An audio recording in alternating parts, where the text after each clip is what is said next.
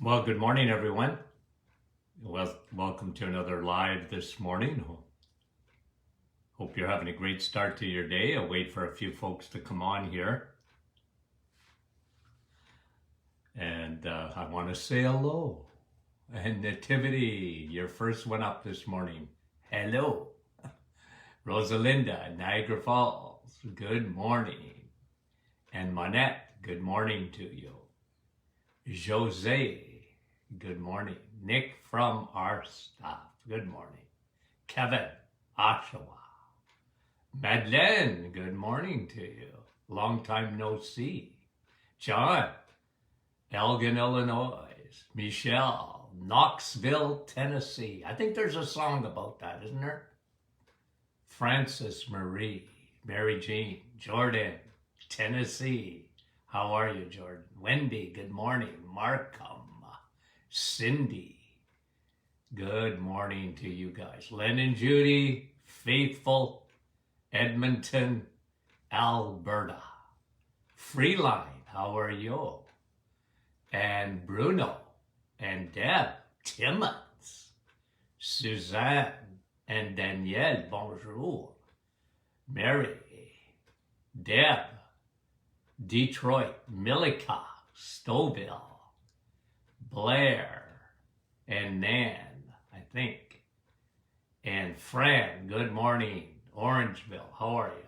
Debbie, Carol, Joe and Maria from London, Ontario. Claudette, good morning. And Claudette says, looking forward to the webinar. Yeah, we'll talk about that. Judy, Natalia, Gail, Touchwood Hills. Where's that? Jeanette, Joe, good morning. Diane, New Brunswick. Connie, how are you? Are you home from Florida yet? Mona, Nellie, good friend. Sue, how are you? Halifax. And Susan. And saying hello, howdy from Hannah, Cosmina. I like that. Cosmina, how are you? Brahim from Portland, Oregon. James, Diane, Andrea, Nouveau Brunswick, Renal, bonjour, and Hélène de Cornwall, Caroline, Joanne, Nova Scotia, Renee, good morning, Nativity, and Holly. Okay, a couple more, we'll get going. Rosemary, how are you?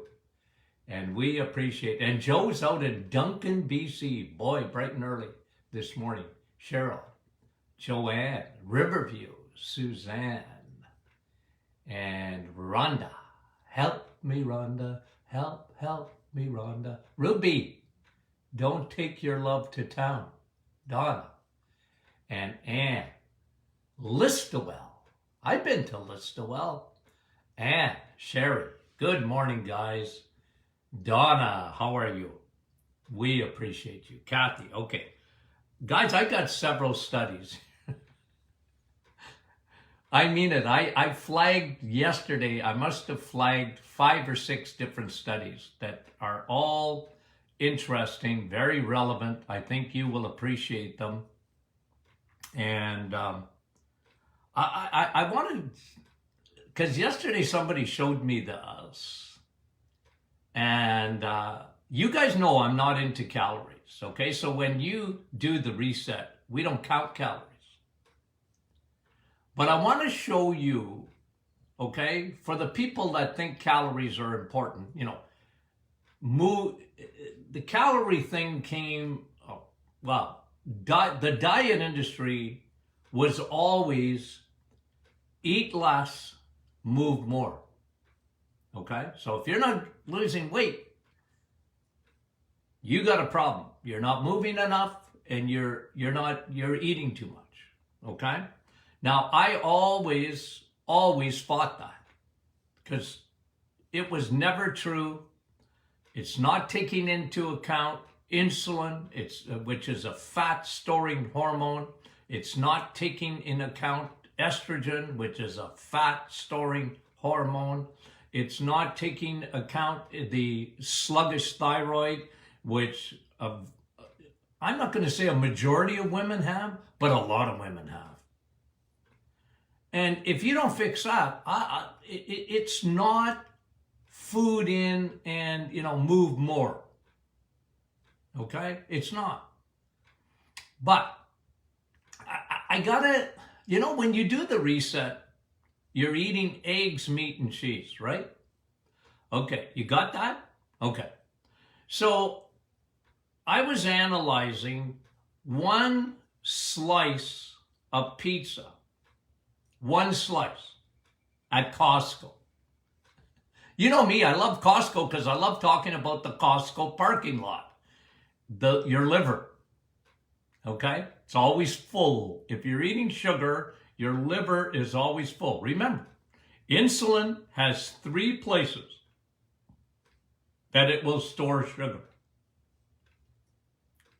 Your muscles, your liver, and adipose tissue.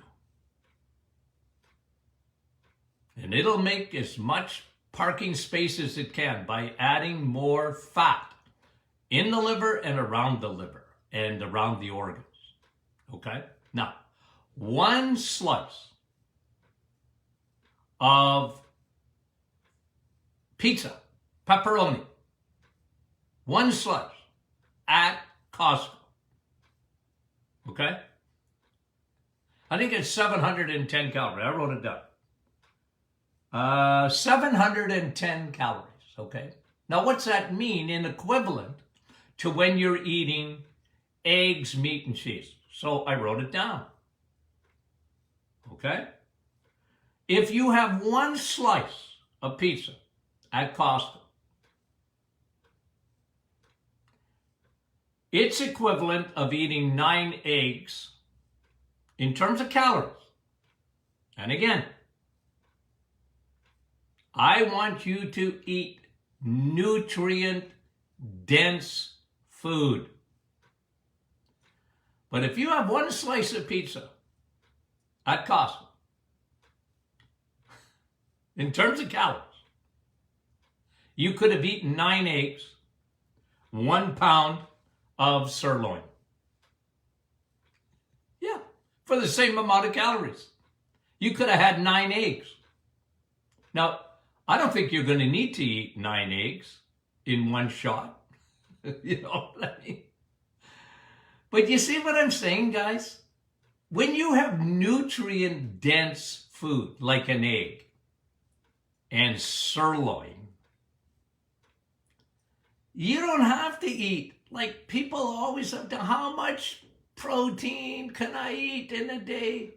Don't worry about it. You'll never hit what those carbs do to you. Imagine what you would do with 2 slices of pizza at Costco. I'm picking on Costco because that's what I read. You could have 18 eggs. A lot of people have 2 slices of pizza, don't they? At Costco. You could have 18 eggs and 2 pounds of sirloin. Now, I don't want you to measure. I don't want you to count calories. I really don't. But if you wonder, what is better for you? I rest my case. Okay? I rest my case. Now, I just wanted to bring that up this morning because, again, people have, if you've been trained, and I don't blame you guys, by the way, and I don't, because the world's been talking about calories for so long, they have a hard time getting away from it. And if you read any food label, it has calories there. I don't care about calories. I really don't. But if you insist, let me show you how carbs and calories go together in a very high amount. Anyways, all I'm saying is nutrient-dense food is, because I use the illustration, I'll do it again. Pretend you're a wood stove. When you have a slice of pizza, you're putting paper and twigs and trying to heat your home. But a piece of meat or egg or cheese, that's a real log on the fire. Your cells at the cellular level, your mitochondria are going to appreciate it. Your battery packs within your cells are going to give you a high five when you eat the right foods. I know, I'm on with you on the Facebook group, and some people, oh, Dr. Martin, it's so hard. It's so hard. I know, because you're a carbaholic. My name is Tony, and I'm a carbaholic. Admit it. The first week, I felt so terrible. Oh, yeah, well, you know what? Take cocaine away from an addict and just see how good they feel. They don't feel good. Okay. Now, let me get you to a few studies, okay? Now that I pontificated. Guys, when you send me blood work, I'm going to give you another reason why I like what I like in blood work. And again, I want to know what your triglycerides are, your 3 fat balls. I want to know what your HDL is. I want to know how many Amazon trucks you have going through your blood vessels to hitch their wagon to 3 fat balls. Here's another study that confirms what I'm saying. Lower HDL and high triglycerides, okay, so the opposite of what it should be. You want triglycerides to be low, not high. You want your cholesterol. Listen, Linda, listen. You want your cholesterol to be high. HDL. If you send me LDL, I won't look at it. I won't. You send me your total cholesterol, I won't look at it. I'm sorry. I won't flag it. I won't look at it. I won't. And you can't make me. Because it's not significant. What's significant is your triglycerides, your fat balls that are made from sugar and carbohydrates that are floating through your blood vessels and doing damage. You want your triglycerides to be down, and you want your HDL, high density lipoprotein, keep it complicated medicine, but it's cholesterol. You want that to be high. So they can hitch their wagon to your triglycerides and bring them back to the liver and metabolize them there. Okay? I've taught you that. Now, here's this study. The lower HDL, not good. High triglycerides, not good, are linked to higher incidence of Alzheimer's decades later in life. 35 years old on average when they measured this, and then they looked years later, much more susceptible to Alzheimer's. Remember, there's such a connection between your brain and your heart. Heart and brain, brain and heart. Triglycerides are not only bad for your heart, clogging up your arteries, but they are very bad for your brain. And you would think stroke, yes, but that's not what they're saying here. Yes, stroke too. But what they're saying here is when you have, at 35 years old, average, think about this, guys. There's a huge correlation between having bad triglycerides and bad HDL, which is too low, and Alzheimer's. I didn't do the study, guys. Don't shoot the messenger. Okay? That's not midlife. 35 is a puppy. It's half my age. Right? Like, you're just a puppy at 35. But you see the significance of getting control of this? Has an effect on the brain, Alzheimer's, later on in life. Incredible. Here's the second part of the study. This has to do with A1C. Now, I love A1C. Why do I love A1C? Glycated hemoglobin. Oh, those big words. Why do I like A1C? A1C is an average of your sugars. Remember, when sugar is in your bloodstream, it attaches itself to hemoglobin. Where's your hemoglobin? Oh, it's in your red blood cells. Every time you breathe, goes by your lungs, and your hemoglobin is like Velcro. Oxygen attaches to it, but so does sugar. And they measure it. It's called your A1C. Now listen to this. Listen to this. When A1C goes past 5.5, huge correlation between 5.5, which is every doctor in the universe would say 5.5 is normal. It's normal. That's good. You're doing good. Your A1C is good. You know, I saw a commercial the other day. This drug gets A1C down. And then it tells you for the next 20 minutes the side effects of that medication. Oh, jeepers, it gets your A1C down. Well, whoopee doopie. So does eating eggs, meat, and cheese. Why not do that instead of taking this med that gives you 20 minutes, at least 25 seconds of reading the side effects? Don't take it if you're allergic to this medication. Well, how do you know if you're allergic to it? You drop dead? Oh, anyway.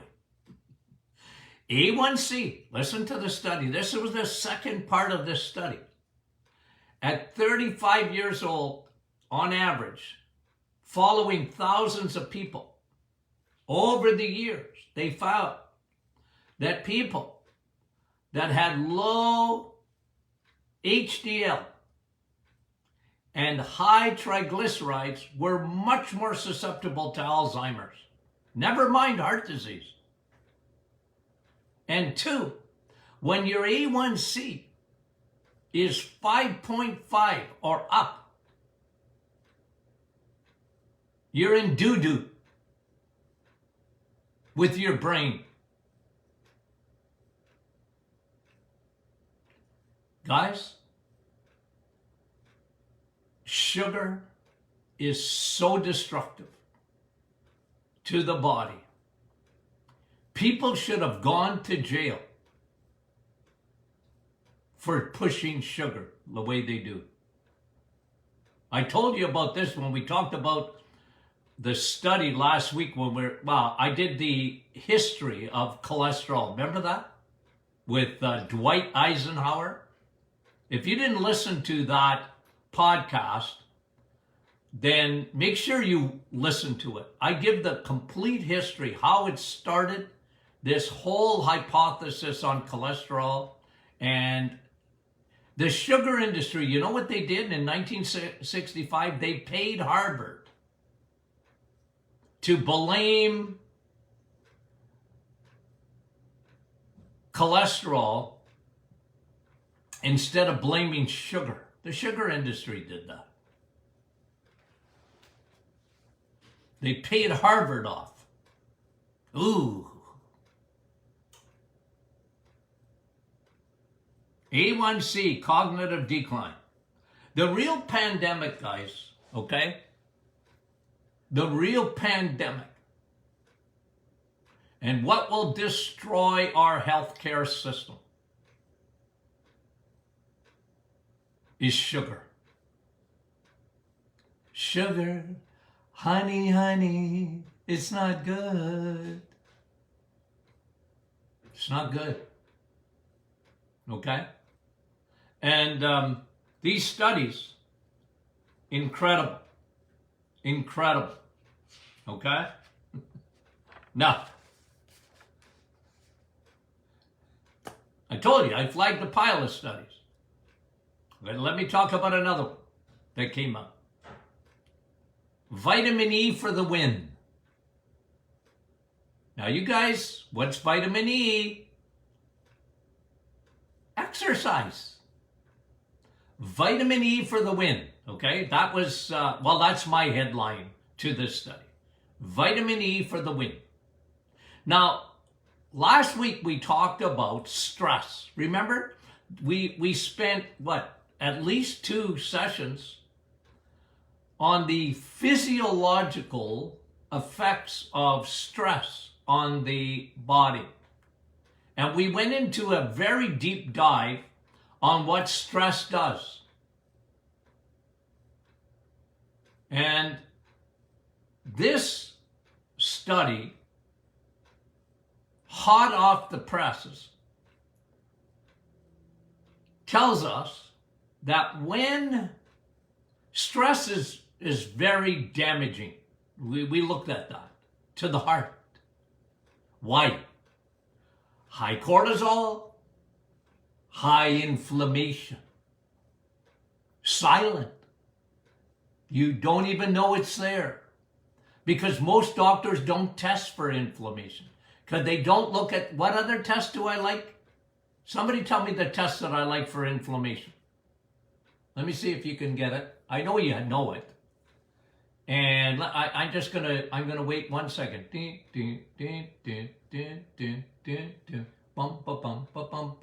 I'm waiting. Somebody give me an answer. What test do I like? Yes, Marie Jose.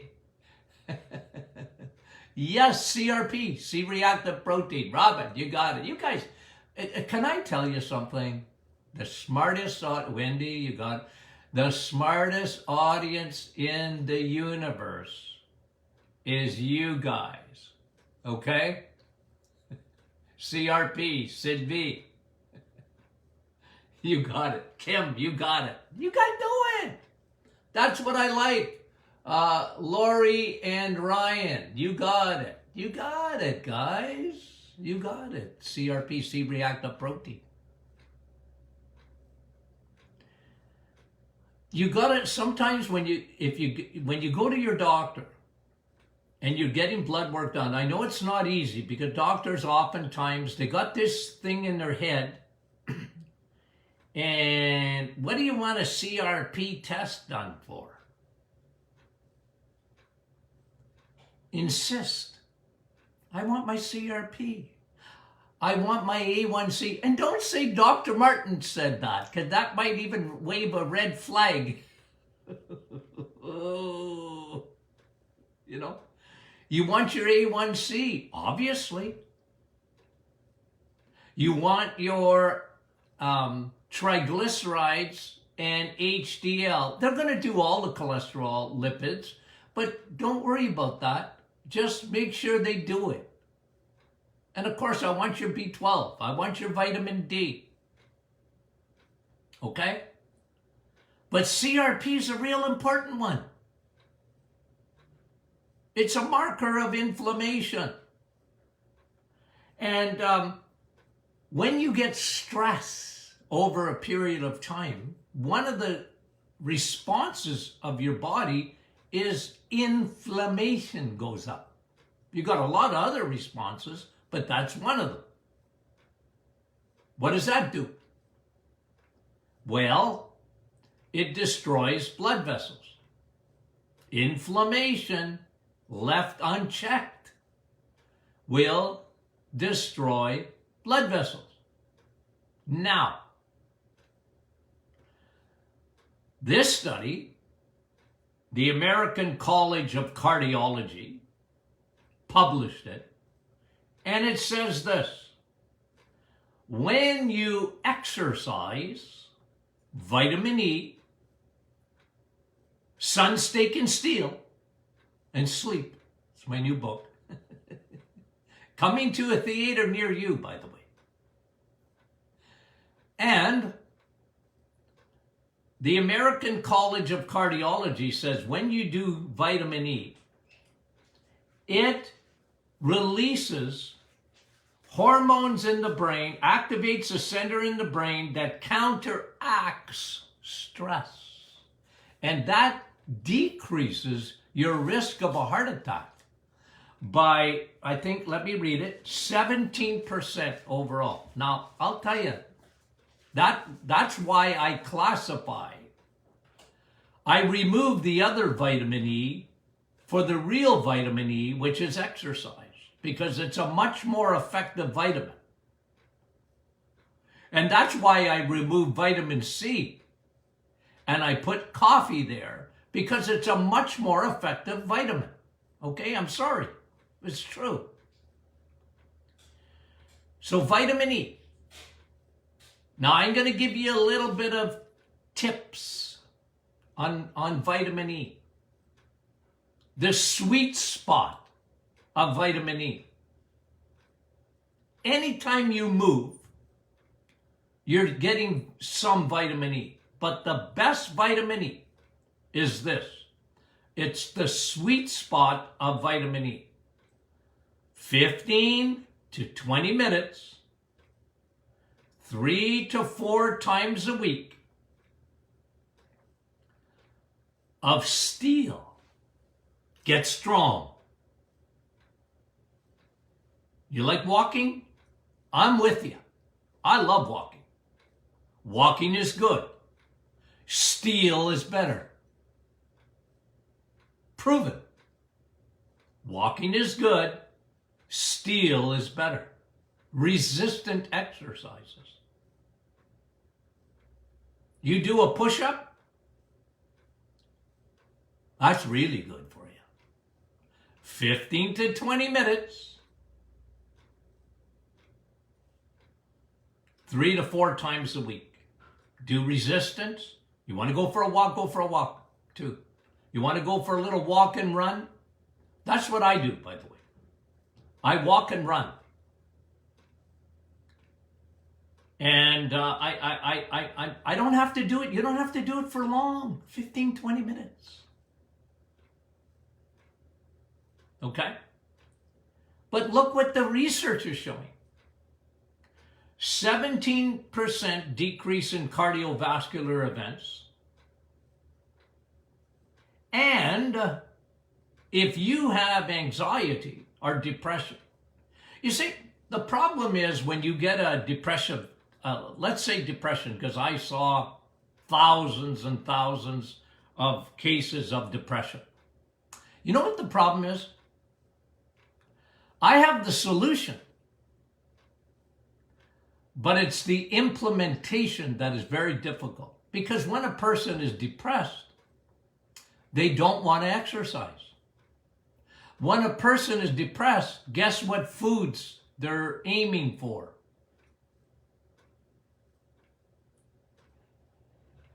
Right? Just something. Give me a quick fix. I don't want to think about it. I just want to eat. Give me carbs. It puts sugar into my brain rapidly. And you feel good for about 5 seconds, and then it's disaster. And I always used to tell my depressive patients or people with severe anxiety, you got to sort of discipline yourself. It's not going to be easy. But if you can get yourself off those carbohydrates, you have no idea what that's going to do to your chemistry in your brain. You have no idea how good that is for you. And then secondly, if you can exercise if you can discipline yourself to exercise, I'm telling you, there's no SSRI. You know what I mean by that? Medications. There's no Valium. There's no Zantac. Let me read you a study. There's no Zantac, Klonopin, Ativan. That's as good as what I just talked to you about. Those medications, by the way, anti-anxiety, sleep medications that people live on for years and years and years and years. Guys, it was never meant to be that way. I'm telling you, I remember when these things were approved by the FDA and Health Canada. It was for short-term use only. Now, long-term. But they were never meant to be. Never, never, never meant to be. And as a matter of fact, long-term use of these meds, Ativan, Valium, Klonopin, Xanax, sleeping pills. Here's the study that just came out, a new one. Destroys the neural connections in the brain. Benzos are bad news for the brain. Sugar's bad news for the brain. And when you're on those things, that's what you want to eat. Sugar. Sugar's bad news for the brain. And those medications over a period of time are very bad news for the brain. They're meant to be short term. But the way out for people with depression, anxiety, is the diet and vitamin E. But it's not easy to implement because when you're down and out, you don't feel like doing nothing. And that's, you know, if you're surrounded by a good support network, your family, real good friends that, you know, that can give you that pump up you need. Anyway, incredible, eh? These studies, incredible. Okay, now, you know what tomorrow is? Tomorrow, we are going to have a webinar. Tony Jr. and I together. And we're going to talk about energy, fatigue, a lack of it. We're really going to go do it. When Tony Jr. does something, it's always a very big, deep dive, okay? So it'll be very good. I'll take notes when I'm talking. Okay? So have you signed up yet? Have you signed up yet for the seminar? Now, don't ask me how to do it.